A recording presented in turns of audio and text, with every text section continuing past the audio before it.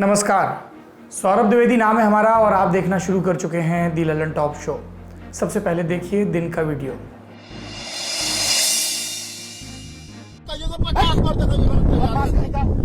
हमारा बेइज्जती होगा। पदाधिकारी है, सीनियर पदाधिकारी, एग्रीकल्चर पदाधिकारी, हम पदाधिकारी यहाँ कहीं इंचार्ज हूँ। अभी हम 12 बजे मामला तू अभी अंदर आता। ये वीडियो बिहार के अररिया का है। 20 अप्रैल को होमगार्ड जवान गणेश टमटा ने एक गाड़ी को नियमित जांच के लिए रोका। हम सभी जानते हैं लॉकडाउन के दौरान बिना कारण गाड़ियों की आवाजाही पर रोक है। जो किसी कारण से निकलते भी हैं उन्हें बैरिकेड पर रुककर बाहर निकलकर कारण बताना होता है। गणेश ने जिस गाड़ी को रोका वो थी अररिया के जिला कृषि अधिकारी माने DAO मनोज कुमार की गाड़ी। उन्हें रोके जाने से अधिकारी जी यानी कि मनोज कुमार इतने नाराज हो गए कि उन्होंने गणेश को न सिर्फ धौंस दिखाई बल्कि उन्हें सरेआम कान पकड़कर उठक बैठक लगाने पर भी मजबूर किया। DAO साहब इतने गुस्से में थे कि उन्होंने ये भी कह दिया कि हमें मीटिंग में जाना है वरना तुम्हें जेल भेज दे।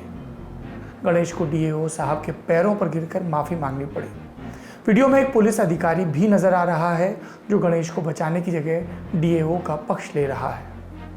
वीडियो सामने आने के बाद अररिया के पुलिस अधीक्षक धुरत सयाली ने जांच शुरू कर दी। बिहार पुलिस के महानिदेशक यानी कि DGP गुप्तेश्वर पांडे इस वाकये पर काफी नाराज हुए। सुनिए उन्होंने प्रेस से क्या कहा। देखिए, मीडिया में ये रिपोर्ट हमने देखी है, नेशनल मीडिया में भी ये बहुत चला है और सोशल मीडिया पर तो हजारों लोगों ने इसको शेयर किया है। इस पोस्ट को मुझे भी कहीं कहीं से आया है। इसके बाद में मैंने वहाँ के SP से बात करी है, वहाँ के IG से बात करी है। उसके बारे में मैंने इसकी सूचना मैंने सरकार को भी दे दी है। सरकार इसका संज्ञान ले रही है। हम जांच रिपोर्ट का इंतजार कर रहे हैं। जांच रिपोर्ट आज तक आ जाएगी। चौकीदार को, वो सिपाही नहीं है, वो चौकीदार है, लेकिन चौकीदार हमारा अंग है, प्रशासन का अंग है, हमारी सबसे बड़ी छोटी इकाई है। चौकीदार की इज्जत को खराब करके जो अधिकारी अपनी इज्जत बनाना चाहते हैं उनके लिए मुझे बहुत अफसोस है। ये बहुत ही शर्म की बात है। मुझे बहुत ही कहते हुए खराब लग रहा है कि human dignity is human dignity. ये हमारा चौकीदार भी उतना इम्पोर्टेंट है, सिपाही भी उतना इम्पोर्टेंट है, उसकी भी उतनी ही इज्जत है जितने किसी बड़े IAS और IPS अधिकारी की है। तो आदमी के सम्मान के साथ समझौता नहीं करना चाहिए। तो जो मैंने मीडिया में पढ़ा है उससे लगता है कि बहुत ही शर्मनाक घटना हुई है। सरकार के संज्ञान में है, सरकार इस पर कार्रवाई करेगी। आपको जो लगता है वही हमको लगता है। आज पूरा देश देख रहा है, सबको खराब लग रहा है और सरकार के मामला संज्ञान में है और ये सरकार किसी को माफ करने वाली नहीं है, इतना मैं भी जानता हूँ। कार्रवाई की मांग वो भी बोल रहा है कि तुमने मेरी जी, वो भी देखिए, आज रिपोर्ट तक आ जाता है। कार्रवाई होगी उसके खिलाफ। निश्चित होगी। उसमें नहीं होने की कोई बात ही नहीं है। जिस पुलिसकर्मी ने उस चौकीदार को उस स्थिति में लाने के लिए विवश किया और जिस पदाधिकारी ने ऐसा किया और करवाया, पैर पर गिरवाइएगा। जो सक्षम पर, हमारा सिपाही गलती करेगा, चौकीदार गलती करेगा, हवलदार गलती करेगा या थानेदार गलती करेगा तो हम उसको सजा देंगे। जरूरत पड़ेगा उसको हम डिसमिस भी करेंगे और करते हैं।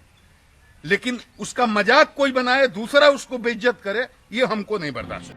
DGP ने सख्त कार्रवाई का भरोसा दिलवाया है और होना भी यही चाहिए। जरूरी है कि DAO और उनका पक्ष लेने वाले पुलिस अधिकारी को एक ऐसा सबक मिले कि वो दोबारा ऐसी हरकत करने की सोचे भी नहीं। लेकिन यहाँ बात सिर्फ एक DAO या पुलिस अधिकारी की नहीं है। रसूख का घमंड हमारे देश में एक बहुत पुरानी और गंभीर समस्या है। बड़ा बनने में दिक्कत नहीं, लेकिन उसके लिए किसी को कुचलना एक विभत्स मानसिकता का नतीजा है। इस वाकये ने हमें यूपी के रामपुर की याद दिला दी। 10 अप्रैल की रात को रामपुर के DM आंजनेय कुमार सिंह बाइक पर बाहर निकले। तभी एक सिपाही ने उन्हें रोका। सिपाही DM को नहीं पहचान पाया। उसने लॉकडाउन के दौरान बाहर निकलने को लेकर आंजनेय कुमार को डांटा, कोरोना के बारे में समझाया और वापस भेज दिया। DM वापस लौट गए। अगली सुबह सिपाही मोहित को अपने दफ्तर बुलाया, शाबाशी दी, प्रमाण पत्र दिया, इनाम दिया। काश अररिया के DAO मनोज कुमार रामपुर के DM आंजनेय कुमार से कुछ सीखते तो जानते कि वरिष्ठ होने के लिए विनम्रता का होना कितना ज़रूरी है। अब बढ़ते हैं कोरोना संक्रमण से जुड़े कुछ अपडेट्स की तरफ। सबसे पहले आंकड़े। दुनिया भर में कोरोना संक्रमितों का कुल आंकड़ा हो गया है 24,80,000। ठीक हुए हैं 6,52,000 और 1,70,000 से ज़्यादा मौतें हुई हैं। ब्रिटेन के प्रधानमंत्री अब लगभग ठीक हो चुके हैं, उन्होंने काम भी शुरू कर दिया है। 42,000 से ज़्यादा मौतों के साथ सबसे बुरा हाल अमेरिका में है, लेकिन दोबारा चुनाव जीतने को तो डोनाल्ड ट्रंप इसे लेकर कतई गंभीर नज़र नहीं आते। पहले तो वो इस संकट की जिम्मेदारी लेने से भागे, फिर उन्होंने लोगों को लॉकडाउन तोड़ने के लिए उकसाया और अब उन्होंने एक ट्वीट करके कहा है कि अमेरिकियों की नौकरी बचाने के लिए इमिग्रेशन पर रोक लगाई जाएगी। सादी भाषा में बात ये कि कोई अमेरिका में नौकरी पाकर सेटल नहीं हो पाएगा। जो अमेरिका समेत पूरी दुनिया के वैज्ञानिक कह रहे हैं वो बातें एक तरफ, कोरोना से लड़ने की ट्रंप की ट्रिक्स दूसरी तरफ। 24 घंटे बीत जाने के बाद वो न जाने कौन सा नया ड्रामा, कौन सा नया ट्वीट शुरू कर दें। अमेरिका समेत दुनिया के दूसरे देशों में लॉकडाउन खोलने को लेकर, उससे जुड़ी खबरों को लेकर विश्व स्वास्थ्य संगठन यानी कि WHO उसने चेतावनी दी है। क्या कहा है कि जल्दबाजी के चक्कर में संक्रमण फिर बड़े पैमाने पर लौट सकता है। WHO में वेस्टर्न पैसिफिक इलाके के रीजनल डायरेक्टर हैं डॉक्टर ताकेशी कसाई।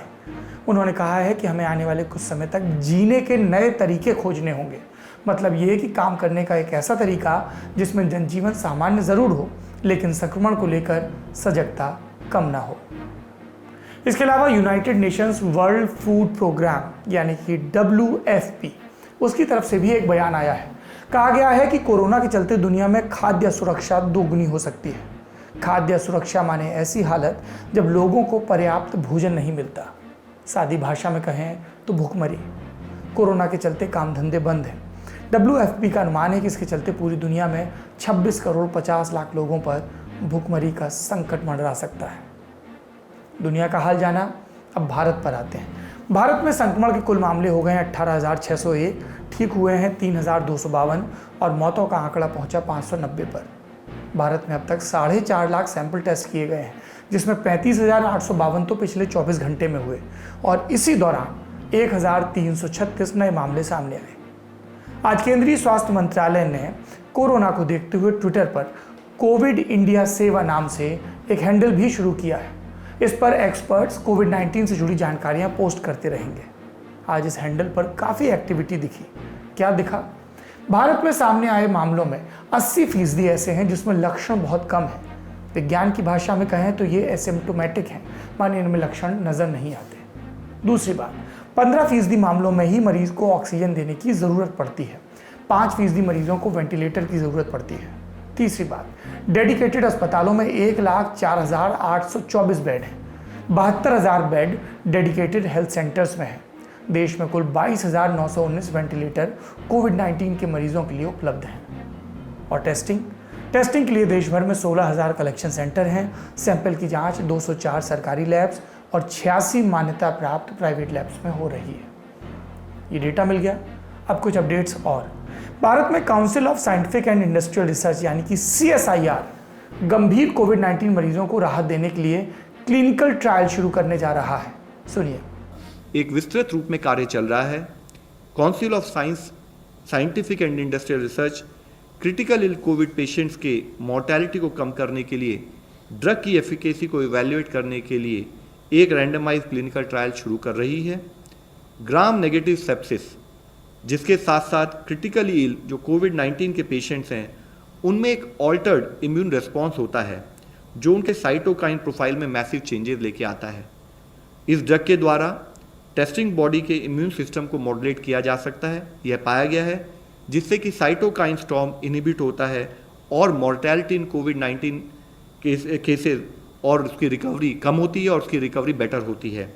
कोविड-19 और ग्राम नेगेटिव सेप्सिस से सफरिंग पेशेंट्स की इस क्लिनिकल कैरेक्टरिस्टिक की सिमिलैरिटी को नोट करते हुए ड्रग कंट्रोलर ऑफ इंडिया ने इसकी ट्रायल की मंजूरी दे दी है और जल्द ही यह ट्रायल मल्टीपल हॉस्पिटल्स में शुरू की जाएगी।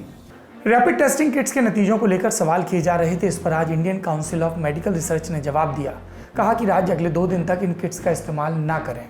ऐसा क्यों किया जा रहा है, ये जानने के लिए आपको सुनना होगा ICMR के महामारी विभाग में वैज्ञानिक डॉक्टर रमन आर गंगाखेड़कर को।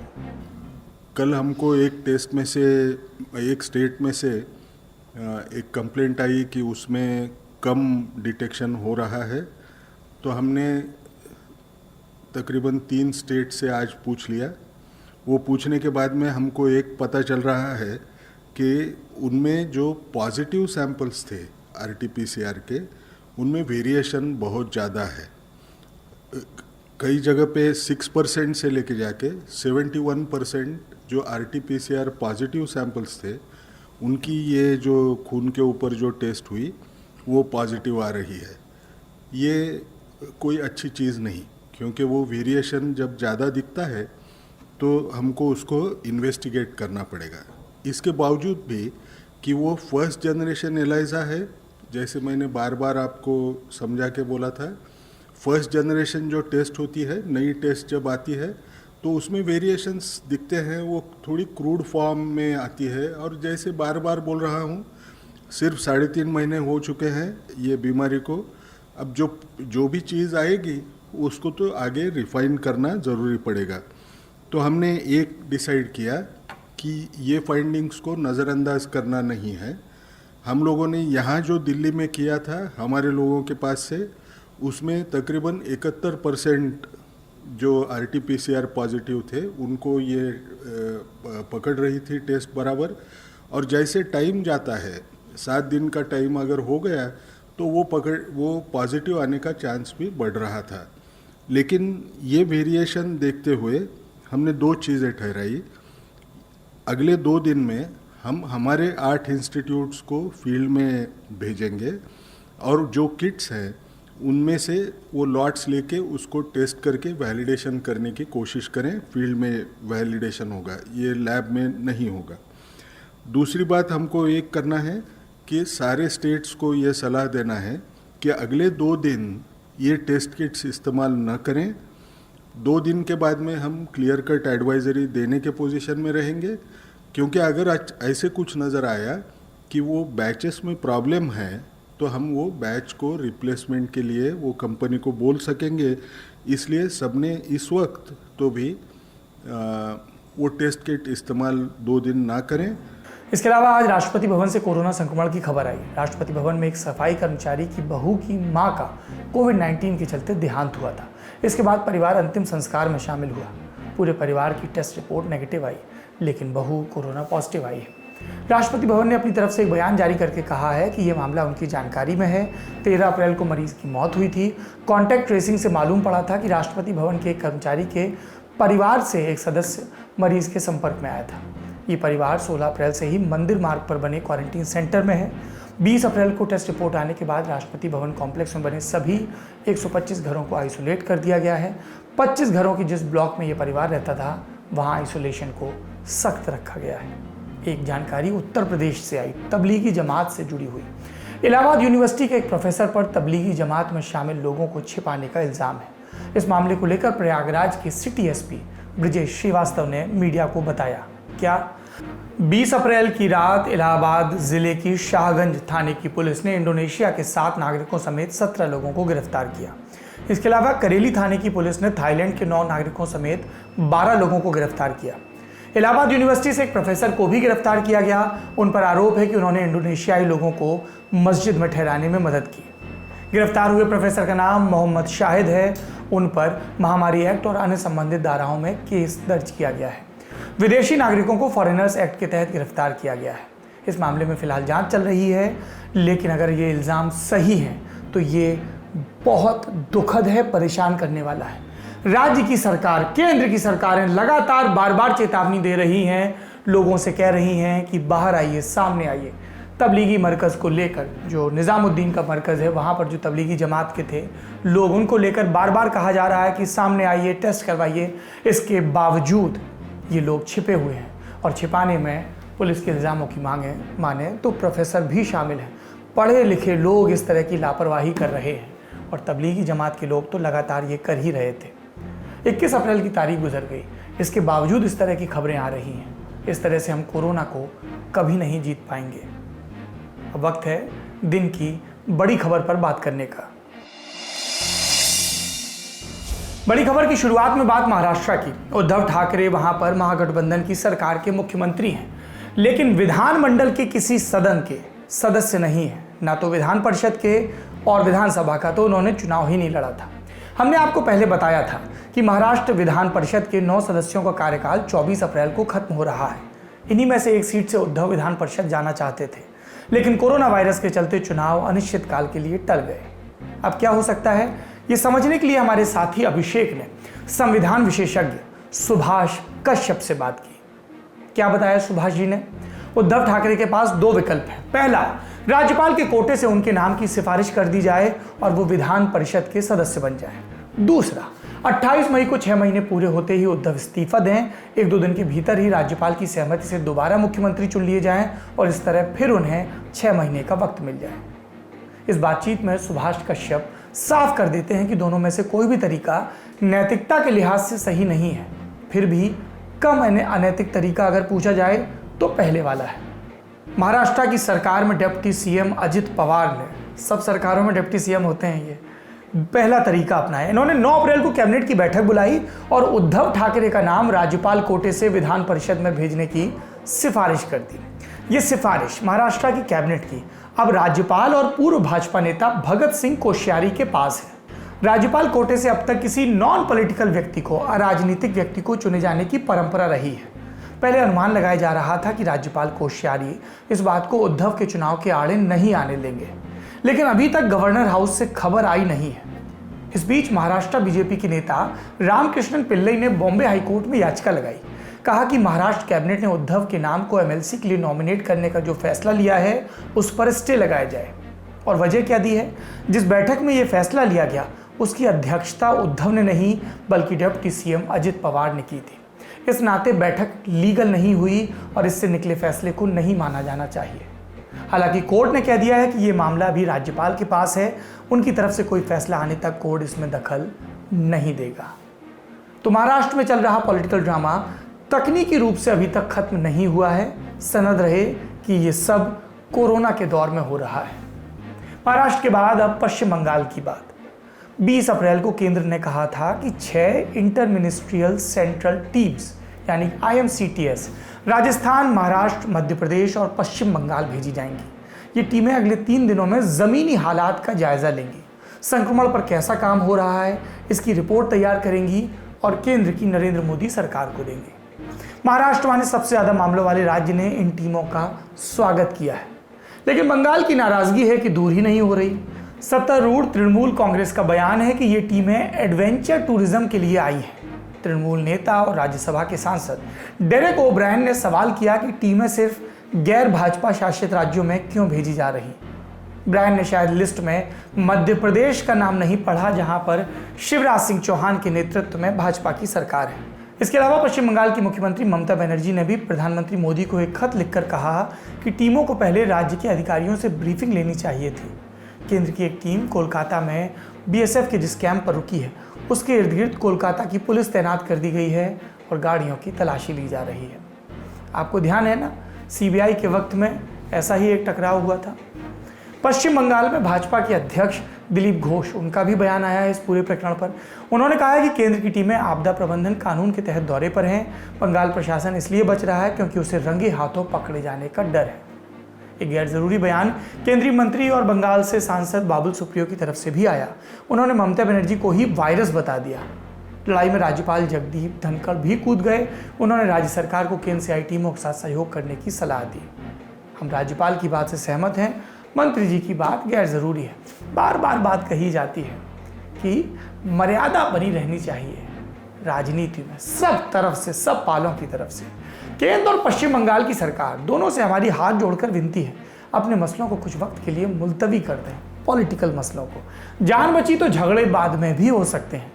केंद्र ममता बनर्जी की शिकायत पर ध्यान दे कि एक टीम के कोलकाता पहुंचने के 3 घंटे बाद राज्य सरकार को जानकारी दी गई। अगर ये सच है तो केंद्र को गलती मानकर आगे बढ़ना चाहिए, लेकिन ममता बनर्जी और उनकी सरकार को भी ओवर रिएक्ट करना नहीं चाहिए। उन्हें महाराष्ट्र की सरकार से सबक लेना चाहिए। अगर सब कुछ ठीक हो रहा है तो कोई भी टीम आए, जांच करे, क्या समस्या है। टीमें आएंगी, जांच करेंगी, कोई ज़रूरत होगी तो इमदाद ही देंगी ना। अगर सबसे अच्छा काम किया है तो रिपोर्ट अच्छी आएगी, गड़बड़ नहीं हुई है तो फिर चिंता किस बात की। और अगर वहाँ सुनवाई नहीं हुई तो आप प्रेस के सामने, जनता के सामने अपनी बात तो रख ही सकते हैं। ये वक्त साथ लड़ने का है, आपस में लड़ने का नहीं है। अब बारी कोरोना वायरस से जुड़ी अफवाह पर बात करने की, लेकिन अफवाह बताने से पहले मेरी आपसे गुजारिश है, मैं रोज़ आपको अपने शो में एक अफवाह बताता हूँ, इस भरोसे के साथ कि इस वीडियो को आप खूब शेयर करें ताकि जिन गांवों और कस्बों में अभी अंधविश्वास फैला है, जिन व्हाट्सएप ग्रुपों में बहुत सारी साजिश, बहुत सारी थ्योरीज चल रही हैं, वहां तक सत्य बात पहुंचे। तो मैंने अपनी जिम्मेदारी पूरी की है, अब आपकी बारी है। चलिए आज की अफवाह पर बात करते हैं। लॉकडाउन के बीच 2 दिन पहले महाराष्ट्र के पालघर में 2 साधुओं और उनके ड्राइवर की मॉब लिंचिंग हुई, नृशंस हत्या। हमने 20 अप्रैल के अपने बुलेटिन में, शो में विस्तार से आपको इस घटना से जुड़े सब तथ्य बताए, कौन इसमें अपराधी हैं ये बताया, पुलिस ने क्या कार्रवाई की, पुलिस की तरफ से क्या लापरवाही हुई, सब चीज़ें बताई। लेकिन सोशल मीडिया पर कुछ लोग लगातार इसे सांप्रदायिक हिंसा बता रहे हैं। इस दौरान एक वायरल वीडियो खूब घूम रहा है। 23 सेकंड का ये क्लिप है, देखिए।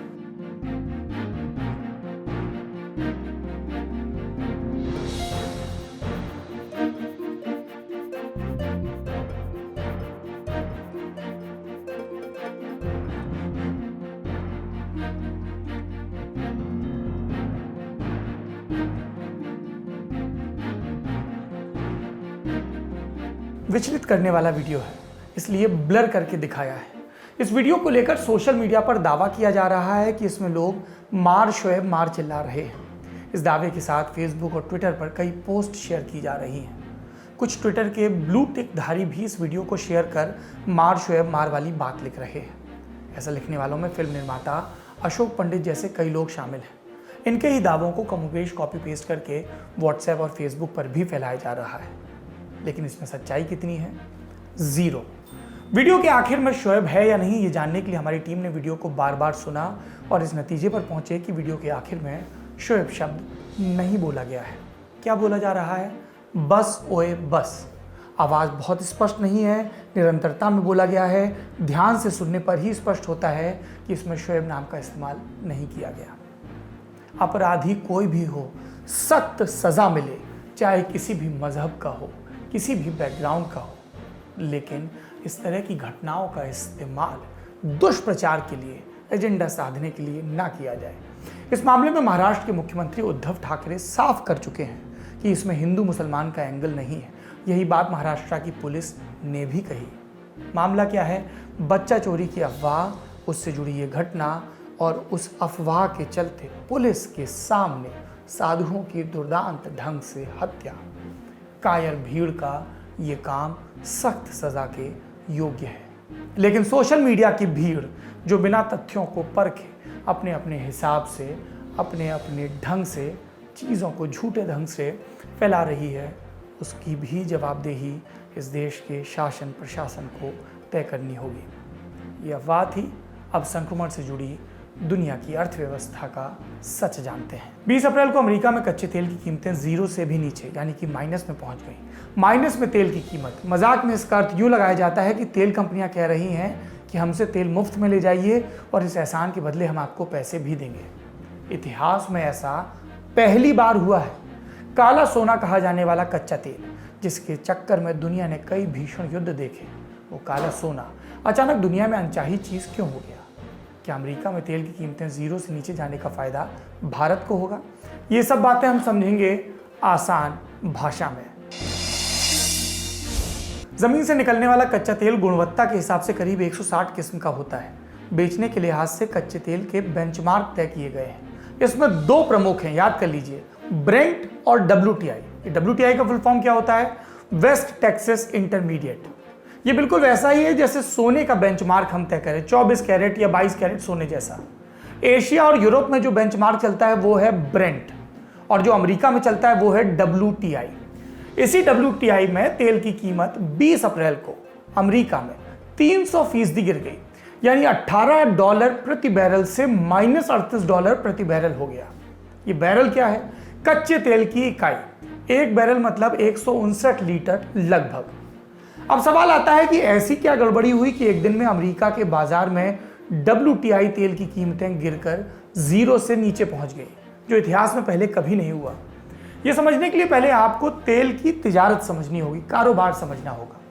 तेल की जो कीमत होती है वो फ्यूचर मार्केट में तय होती है, यानी अगले 1 या 2 महीने के सौदे पहले ही तय हो जाते हैं। किस ग्राहक को कितना तेल लेना है और किस कीमत पर लेना है, ये फ्यूचर मार्केट में तय होता है। अगर अमेरिका के संदर्भ में इस फ्यूचर मार्केट की बात करें तो जो WTI तेल का कारोबार है वो न्यूयॉर्क मर्केंटाइल एक्सचेंज यानी कि NYMEX में होता है। इसको शेयर बाजार की तरह ले सकते हैं कि यहाँ पर ट्रेडिंग होती है तेल की। इसमें तेल कंपनियों से सौदे करने वाले दो तरह के खरीदार होते हैं, एक तो तेल के असली सप्लायर और दूसरे वो जो भाव गिरते बढ़ते देखकर मुनाफा करने के लिए सौदा करते हैं। असल में उनको तेल लेना ही नहीं होता है। अमेरिका के बाजार में इन दोनों ही खरीदारों ने मई महीने के लिए तेल खरीदने में दिलचस्पी नहीं दिखाई, ना तो असली ग्राहकों ने ना ही मुनाफा कमाने के लिहाज से करने वालों ने। मई महीने के तेल सौदों की 21 अप्रैल यानी आज की आखिरी डेट है, लेकिन कल तक खरीदार नहीं आए तो कीमतें घटकर 0 और फिर 0 से नीचे कर दी गई। अर्थशास्त्र का एक सीधा सा नियम है, चीजों की कीमत डिमांड और सप्लाई के हिसाब से तय होती है। मसलन अगर बाजार में टमाटर कम आ रहे हैं, खरीदने वाले ज्यादा हैं, तो कीमतें खुद ब खुद ऊपर चली जाएंगी। अगर इसका उल्टा होता है तो कीमतें गिर जाएंगी। कल अमेरिका में तेल की कीमतें भी इसी नियम के हिसाब से धड़ाम से गिर गई। अब यहां पर एक वाजिब सवाल पूछा जा सकता है कि भाई डिमांड कम है तो कीमत गिर गई, 0 तक पहुंच गई, ठीक है, लेकिन माइनस में क्यों चली गई? तेल बेचने के लिए तेल कंपनियां ही क्यों पैसे देने को तैयार हो गई? अब यहां पर कोरोना वायरस की एंट्री होती है। लॉकडाउन की वजह से दुनिया भर में कार, ट्रेन, बस, फैक्ट्रियां बंद सी हो गई हैं। तेल की खपत बहुत कम हो गई। खपत कम हुई तो तेल की खरीद कम हो गई। रोजाना करीब 90 लाख से 1 करोड़ बैरल तक खपत दुनिया भर में कम हुई। तेल की खरीद कम हो गई, लेकिन तेल का उत्पादन, खपत कम, खरीद कम, लेकिन उत्पादन ज्यादा कम नहीं हुआ। जरूरत से ज्यादा तेल होने पर इसीलिए कीमतें नीचे आई। सऊदी अरब की अगुवाई में तेल उत्पादक देशों के समूह ओपेक और रूस ने तेल उत्पादन को 10% कम किया है, यानी रोजाना 60 लाख बैरल उत्पादन कम किया है। लेकिन रोजाना की मांग में कमी कितनी आई? हमने अभी आपको बताया, लगभग 1 करोड़ बैरल। तो ये जो 40 लाख बैरल रोजाना एक्स्ट्रा आ रहा है, ये कंपनियों को स्टोर करना पड़ेगा। अब अमेरिका में दिक्कत यह है कि कंपनियों के पास स्टोर करने की जगह ही नहीं बची। जमीन पर जितने स्टोर हाउस थे उनको भर दिया, तेल सप्लाई वाले टैंकरों को भर दिया, जहाजों को भर दिया। United states energy information administration ने पिछले हफ्ते बताया था कि 10 अप्रैल तक उनका स्टोरेज 72% तक फुल हो गया था। अब आज तारीख कितनी है? 21 अप्रैल। अब लगभग पूरा फुल हो चुका है, लेकिन तेल का उत्पादन अभी भी हो रहा है, एक्स्ट्रा हो रहा है, उसको कहां रखें? इसलिए कंपनियों ने तेल के स्टोर खाली करने के लिए कीमतें घटाकर माइनस में कर दी। यानी कोई सप्लायर तेल ले जाए तो उसके एवज में कंपनियां पैसे देंगी। लेकिन ये सिर्फ मई महीने का फ्यूचर मार्केट है। जून महीने के लिए अमेरिकी बाजार में तेल की कीमतें अभी भी $20 प्रति बैरल के करीब हैं। अब ऐसे में एक सवाल और उपजता है, तेल कंपनियां तेल निकालना बंद क्यों नहीं कर देती जब इतना एक्स्ट्रा हो रहा है? स्टोरेज भर गया है तो तेल के कुएं बंद कर दें, जैसे हम पानी की टंकी भरने पर मोटर बंद कर देते हैं। ये मोटर बंद करने जितना आसान नहीं है। तेल के कुओं को बंद तो कर देंगे, लेकिन फिर उनको दोबारा शुरू करने में बहुत ज्यादा खर्चा आता है। ये खर्चा स्टोरेज में भरे कुछ तेल को फ्री में बेचने हुए नुकसान से कहीं कहीं ज्यादा होता है। और इसीलिए हर तेल उत्पादक देश को यह डर होता है कि उसने उत्पादन घटा दिया तो दुनिया के कुल निर्यात में उसकी हिस्सेदारी घट जाएगी, तो थोड़ा सा घाटा सह लेंगे। और इसी वजह से लगातार उत्पादन हो रहा है। लॉकडाउन की वजह से अभी तेल का स्टोरेज दुनिया भर में इतना ज्यादा है कि 14 करोड़ बैरल तेल तो जहाजों में समंदर पर तैर रहा है, जबकि कोरोना से पहले पूरी दुनिया में एक दिन की तेल की खपत 9 करोड़ बैरल थी। अब ऐसे में आप सवाल पूछ सकते हैं, अमेरिका में कच्चे तेल की कीमतें 0 हुई तो इसका हमें और आपको यानी भारत वालों को क्या फायदा होगा? जवाब है कुछ भी नहीं, सिंगट्टा। भारत कच्चे तेल का ज्यादातर कारोबार ब्रेंट बेंचमार्क में करता है। तेल का बड़ा हिस्सा भारत खाड़ी देशों से खरीदता है। हम अगर अमेरिका से सस्ता तेल खरीद भी लेंगे तो ट्रांसपोर्ट का खर्चा जोड़ने पर वो महंगा हो जाएगा। ये हिसाब रखना पड़ता है हमें।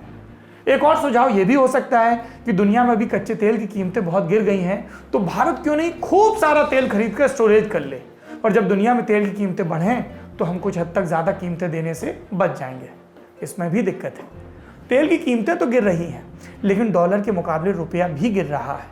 इस वक्त हमारा एक्सपोर्ट बंद है, हम डॉलर नहीं कमा रहे और कच्चे तेल का कारोबार डॉलर में होता है।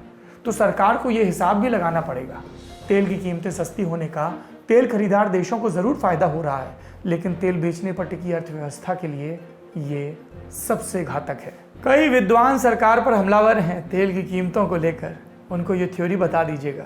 ललन टॉप शो में वक्त है विदा का, लेकिन विदा से पहले आपको बताएंगे एक पॉजिटिव न्यूज़। ओडिशा के मुख्यमंत्री नवीन पटनायक ने कोरोना वायरस महामारी से जंग लड़ रहे किसी भी कोरोना योद्धा की मौत होने पर उसे शहीद का दर्जा देने का ऐलान किया है। नवीन पटनायक ने कहा कि राजकीय सम्मान के साथ अंतिम संस्कार होगा और कोरोना योद्धाओं को 50 लाख रुपए के बीमा की भी घोषणा की। अब जान की परवाह किए बगैर कोरोना खत्म करने में लगे सभी कोरोना योद्धाओं के लिए ये स्वागत योग्य पहल है। लेकिन अच्छी बातों के चक्कर में कठोर सच्चाई नहीं छिपनी चाहिए, इसलिए आपको एक खबर और बता देता हूँ। चेन्नई में रविवार को 56 साल के 55 से 56 साल के बीच के डॉक्टर की कोरोना से मौत हो गई थी। रात को 1 बजे जब उन्हें दफनाने के लिए कब्रिस्तान में कब्र खोदी जा रही थी तो भीड़ इकट्ठा हो गई, पथराव शुरू कर दिया। बाद में डॉक्टर के शव को दूसरे कब्रिस्तान में दफनाने के लिए ले जाया गया, वहाँ पर भी नहीं दफनाने दिया गया। आखिरकार पुलिस की मदद से भीड़ को हटाया गया और पहले कब्रिस्तान में ही डॉक्टर को दफनाया गया। इस मामले में पुलिस ने 20 लोगों को गिरफ्तार किया। बात गिरफ्तारी की नहीं है, बात हमारे समाज की, हमारे समय की उस सोच की है जो डॉक्टर की लाश पर पत्थर मारने के लिए बाहर निकल आते हैं। मूर्खता एक चीज है, क्रूरता दूसरी चीज है, आंख का पानी मर जाना सबसे बड़ी चीज है। कोई शर्म नहीं, एक डॉक्टर लोगों को कोरोना से बचाते हुए मर जाता है और आप उसके शव का इस तरह से अपमान करते हैं। जो लोग ऐसी हरकत पर उतरते हैं उनको क्या सज़ा देगा कानून, हम देखेंगे, लेकिन ये समाज उनको क्या सज़ा देगा, हम अपने आप को क्या सज़ा देंगे, क्योंकि ये लोग किसी दूसरे ग्रह से नहीं आए, ये हमारे और आपके बीच के लोग हैं। देश की सरकारें, देश के बुद्धिजीवी बार बार अपील करते हैं जो कोरोना से लड़ रहे हैं उनका सम्मान करिए, छुआछूत का व्यवहार ना करिए। और ऐसे में ये खबरें आती हैं तो हताश हो जाते हैं, लेकिन तमाम हताशाओं के बावजूद डॉक्टर्स हैं जो काम कर रहे हैं, उन्हीं से हौसला लेंगे, आगे बढ़ेंगे। अपना और अपनों का ख्याल रखिए, अपनी अंतर्चेतना का, अपनी मर्यादा का ख्याल रखिए। शुभ रात्रि।